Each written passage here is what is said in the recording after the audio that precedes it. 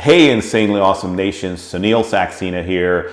We're talking to you today about what I call finding what you really love to do 2.0. So let me explain this and see if this makes sense to you guys. Now, everybody says that you should definitely find what you love, because if you do, you'll never work a day in your life again, and that's certainly absolutely true. Steve Jobs talks about in his 2005 Stanford University commencement address that don't settle, do not settle.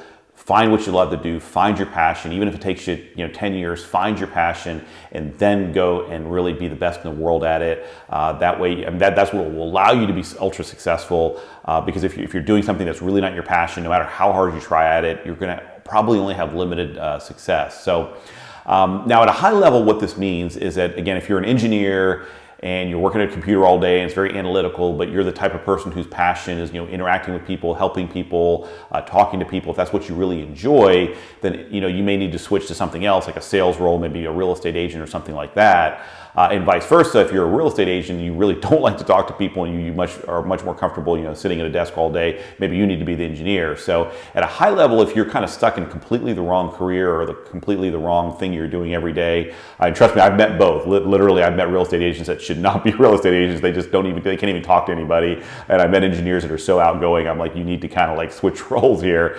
So that's very, very important, but not what I want to talk to you about in this video today. That's very, very important. But what I want to talk to you about is really at a deeper level, what I call finding what you love 2.0. Now, let's say you found, you're a real estate agent or you're in sales, and you really enjoy it and you really found the passion. You figured out, this is your passion. Typically, when you're doing anything, even if you love, 80% of what you do is stuff you're not going to enjoy, and then 20% you're going to enjoy. So again, let's stay with our real estate agent example here, is that you may really enjoy talking to people, helping them, taking them around and showing them houses and helping them find the right house for themselves. Let's say that's what you really, really enjoy. But you don't like the paperwork aspect, or making sure the contract is right, or making sure the financing is in place, all these other things that you don't enjoy. So no matter what you're doing, you're always going to be, there's probably 20% of it that you really enjoy and 80% you don't. So again, similar to the engineer, you may enjoy maybe the drafting and the calculations part of the project, but maybe not the site visits and the other parts. So whatever it is you're doing in life, there's always going to be that 80-20 rule of what you really, really enjoy. So what I would recommend to you and highly advise you to do is really identify exactly what you enjoy and start over time getting rid of the 80%, outsourcing it, having someone else do it, and really focusing on that 20% that you have a passion for. Now, let me give you an example of a good friend of mine who's a real estate agent. We're going back to the real estate agent example, but she's developed the largest real estate company in the state of Virginia, a sales organization.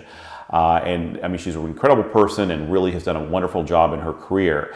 And what she's identified is that she really has a passion for just kind of understanding, getting to know people, understanding their true needs and desires, and then helping them achieve those. So that's really what she enjoys, and that's really what she spends her entire, as much as her day as possible doing is interacting with individuals, understanding who they really are, and then being a connector or helping them achieve those objectives. And if you really think about it in sales, that's really what a good salesperson should be doing. That's what, again, 90% of salespeople don't get this. I can give you so many examples of that, that they're just kind of focused on, here, buy my product, buy my product, buy my product, but they're not really talking to the customer and understanding, okay, what is your issue? What do you really want to accomplish here? And then here, let me get the right solution for you. If you can do that as a salesperson, you'll be already in the top 10% for sure. So anyways, that's what she figured out, and that's really what she's slowly over time been able to get rid of the 80% and really just focus on the 20%. Now, this is so important because, as I talk about in other videos, long-term success really requires what I call grit. Angela Duckworth, her book entitled Grit, if you haven't read it, please read it right away. It's an incredible book. But she talks about the same concept, that really it's applying sustained focus and energy over a long period of time. And if you're really just doing everything all 100% yourself, it's going to be really hard to push yourself to maintain that grit that you're going to need to be ultra successful down the road.